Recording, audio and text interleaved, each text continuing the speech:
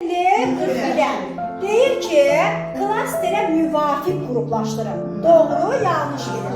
Müvafiq qruplaşdırın deyirsən, neynəməliyəm? Doğrudan nəyi götürməliyəm? Doğru. Amma müvafiq uyğun deyir də. Demək ki, müvafiq olmayan formada və yaxud da demir ki, uyğunsuzluq. Demir ki, səhvdir. Oxşar və əlaqəli elementlərin qarşılaşdırılması. Bəli. İndi mənə lazımdır, baxın mən bir yazmıram, belə izah verirəm, yaxşı. Mənə lazımdır doğrunun aşağısına doğru, yanlışın aşağısına yanlış. Söhbət qiymətləndirmə mövzusundan gedir burada. Qiymətləndirmənin 3 növü var. Yenə də deyirəm, keçəcəyəm, amma indi yenə də izah edirəm, çünki artıq 2 gündən imtihana gedirsiniz. Birinci növbədə diagnostik, ikinci formativ, üçüncü summativ sözü bağçada yoxdur. Yekun hesabat. Diagnostik qiymətləndirmə nədir? İlkin qiymətləndirmə. Formativ eyni zamanda inkişafın izlənilməsi. Yekun hesabat da yekun olaraq gələcək. Diagnostik qiymətləndirmədə mənim məqsədim nədir? Uşaq birinci dəfə gəlib bağçaya. Ay sağ ol, görün uşaq nə bilir? Görün uşaq kimdir bu uşaq? Hardan gəlir? Ay adı nədir? Nə işləməz? İndiyə kimi harda olur? Bəli, diaqnoz qoyuruq. Və bunu nəyə görə edirik? Bunu elə belə özümüz üçün maraq üçün elədik ki, görün uşağın marağı nəyədirsə, mən onu o formada məşğələ keçəcəyəm. Bəli, ona görə onların meyil marağını nəzərə alacağım. Hansı didaktik prinsipdir? Uşaq yönümlülükdür. Bəli. Sonra formativ qiymətləndirmənin məqsədi nədir? Bugün uşaq nəyi bilir? Uşağı izləyirəm, bugün uşaq nəyə qadirdir? Nəyi bacarır, nəyi bacarmır? Və yaxud da nəyi zəif bacarır? Aydın oldu. Bəs yekun hesabat nədir? Yekun hesabat ən sonda, bu da hər ilin sonunda olur. Bir olur 3 yaşın sonunda, bir də məktəbə hazırlığa, bəli, sonunda verirsiniz, deyil mi yekun hesabatları? Deməli, burada indi nəyi soruşur? Baxa, deyir ki, yekun hesabat uşaqların ümumi təhsil müəssisəsinə qəbulu zamanı onların inkişafına dair yekun hesabatların nəticəsi əsas götürülür. Deyir ki, onların inkişafa ümumi təhsil müəssisəsinə qəbulu zamanı deyir.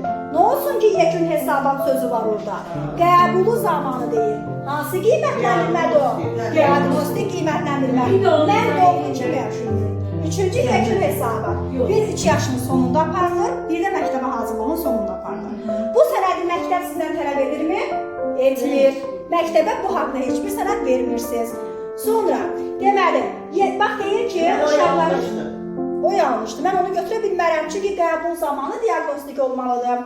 Bəs 2-də nə deyir? 2 artıq yanlışın aşağısındadır. Baxın, görün, düzdürmü, səhvdirmi? Uşaq inkişafının izlənilməsinin aparılması üçün meyarlar məzmun standartları əsasında müəyyənləşdirilir. Bəli. Çünki uşaq inkişafının aparılmasında meyar cədvəli var. Meyar cədvəli yerinə yetirir. Birinci meyar, ikinci meyar qismən yerinə yetirir, üçüncü meyar yerinə yetirilmir. Düz deyilmi? Deyil. Onda yaxşı, mən götürümmü 2-ni? Götürür, 2. Bir dəqiqə. Meyarlar məzmun, bir dəqiqə, meyar var. Bir dəqiqə, burada bir dənə nüansa qaçırdım. Məzmun standartlarına əsasən deyil, üzrəyirsən. Məzmun standartlarına əsasən yox. Alt standartlara əsasən götürülməlidir. Çünki ümumi təlim, bunu mən meyar sözünü gördüm, məzmun standartlarına qaçırılmışdır. Məzmun standartı sadəcə olaraq uşağın bilik və bacarıq hissəsinə qoyulan dövlət tələbidir. Amma uşaq inkişafının izlənilməsində meyar cədvəli olmalıdır. Aydın oldu. Meyar cədvəli də alt standartdan, indi onu da keçməmişik. Məzmun standartı nədir, əsas standart nədir, alt standart nədir, danışsam da izahı keçməmişik. Amma bu deyil məzmun standartlarına əsasən, amma alt demək yanlışdır. Götürün onu? Yanlışın aşağısındadır. 2. Sonra, son cavabını düz deyirsiniz, mənim Kəmal müəllimə. Son cavabını düz deyirsiniz, amma onu götürünmü, götürmüyümü deyəndə onu qarşılayırsınız. Onu da təsəvvür edin ki, nə isə bilirəm, amma orada səhv edirəm. O incə atmacaqlı vəziyyətdə pisdir. Bəli. 3-də nə deyir? Deyir ki, diagnostik qiymətləndirmə strategiyada çevik dəyişikliklərin aparılması üçün şərait yaradır. Diagnostik qiymətləndirmənin ən gözəl açar sözü elə odur. Strategiyada dəyişiklik aparmalıyam. Uşaq, mən öz metodumdan keçməməliyəm. Uşağın öyrənməliyəm, meyil marağı nədir? Dəyişiklik aparıb o formada keçməliyəm. Aydın oldu. Demək düzdürmü? Düzdürmü? Düzdür. Üçü də nə edirəm? Götürürəm. 4-ə baxaq. Deyir ki, şəxsi inkişafı izləmə, uşaq necə öyrənir və necə inkişaf edir sualına cavab vermək, onun sosial, psixoloji və fiziki hazırlığını təmin edir. O deyir nəyə aiddir? İnkişafın izlənməsinə. Uşaq necə öyrənir? Əlbəttə ki, mən öyrədirəm formativ qiymətləndirmədə və bilirəm ki, uşaq necə öyrənir. Aydın oldu? Deməli, düzdür, elə deyilmi? Yanlışdan şahsına götürə bilərəmmi? Bilmərəm. Cavab 2 və 3. Dördüncü sualın izahına. Deyir ki, diaqrama əsasən uyğunsuzluğu müəyyən edir. Bax, burada verib, yazıram. Uyğunsuzluq.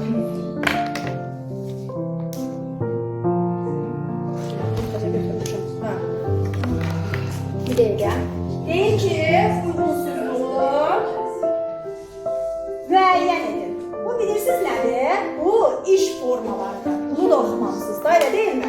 İş formalarıdır. Bizim 1-3 yaşda istifadə olunan uşaqlardan, yəni istifadə olunan iş formaları başqadır, 3-6 yaşda başqadır. 1-3 yaşda fərdi, yarım qruplarda, kollektiv,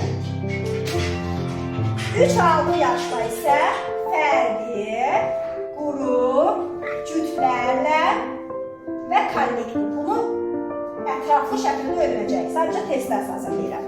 Bax, A verir, bir də verib B. A-da deyir fərdi, B-də deyir cütlərlə. A, B. Kəmalə məndə yazdıq mı? İndi deməli, bax, potensial imkanlar deyir, üzə çıxır. Bir dəqiqə. Aha, potensial imkanlar deyil, üzə çıxır. Uşaqların potensial imkanları üzə çıxır. Burada nəyi götürməliyik? Mənə deyil, bax, potensial imkanları üzə çıxır uşaqlara.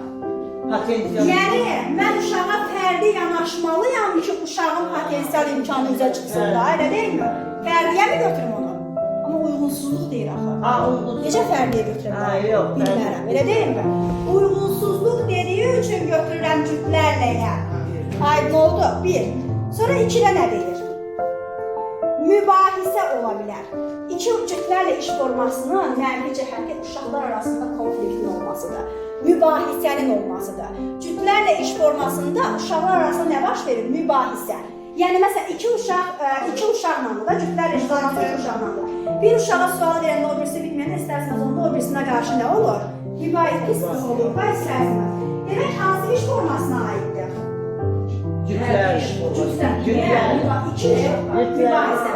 Onda yaxşı, Kəmalə müəllimə, 2-ni nəyin qarşısına yazıb cütlərlə istəyən əgər A-nın qarşısına. Görürsünüz nə qədər düşündürücüdür. İstər-istəməz beyin qarışır. Çünki mən tez sevinirəm ki, nə yaxşı potensial imkanı tapdım, A-nın qarşısına bir yazım, amma bu mənə nə deyir? Uyğunsuzluq deyir. Aydın oldu. Sonra 3-də nə deyir? Uyğunsuzluqdur da, bura onu yazmalıyım. Harsən, onu olmuşsun, bəli. Zəif və güclü tərəflər bilinir.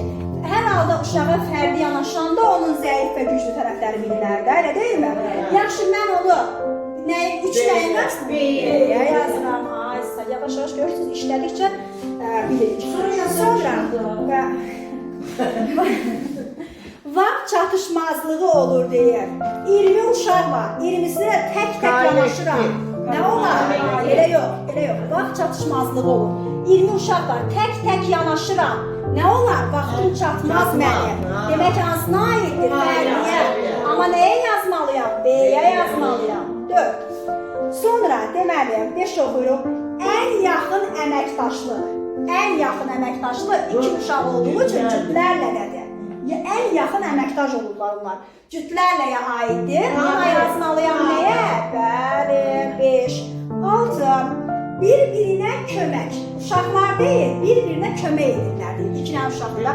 Fərdidə hər halda bir sözü olmaz da tək olar, elə deyil mi? Onu da A-ya. Ay, sağ ol. Onu da yazıram A-ya. 7-yə baxırıq. Yaş xüsusi, uşaqların deyil, yaş xüsusiyyətləri üzə çıxır. Yəni, yaş xüsusiyyətini mən bilirəm uşağın. Kim hansı yaşdadırsa, tək söhbət aparıram, yaş xüsusiyyətini bilirəm. Fərdiyə aid, elə deyil mi? Mən nəyə yazırım?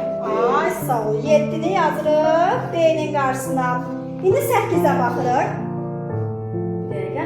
biri digərlərinə kömək edir. Biri yəni onlar uşaqlar bir-birlərinə, bir-birlərinə kömək. Deməli, bu da aiddir. Cütlər adama fərdiyə yazırıq. Neçəydi bu? 8. Aydın oldu. Oldu. Əslində hansına aiddir bilirsiniz. Sadəcə uyğunsuzluq deyəndə aid olmayanın qarşısına yazıram. Aydın oldu. 41, 48. Tamam, bunu da saxlayaq.